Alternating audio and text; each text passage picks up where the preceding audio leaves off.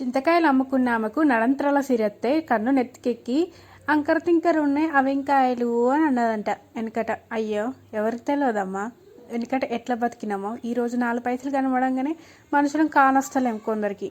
ఏం చేస్తాం, పరిస్థితులు అలా మారాయి అన్నమాట.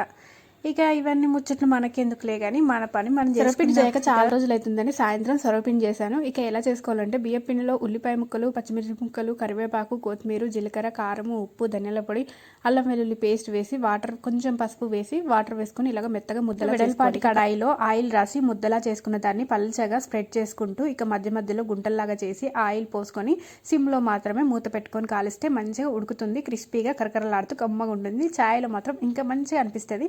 మా ఆయనకైతే ఈ సొరపిండి అంటే మస్తు ఇష్టం. మా సైడ్ అయితే సొరపిండి అంటారు. మరి మీ సైడ్ నమ్మకం చేష్టలు ఎక్కువ అన్నట్టుగా చూడండి. బియ్యపిండి జల్లిస్తుంటే ఇలాగా ఊరంతా పడాలన్నమాట. ఇదిగోండి స్టవ్ అంతా పడేశాను.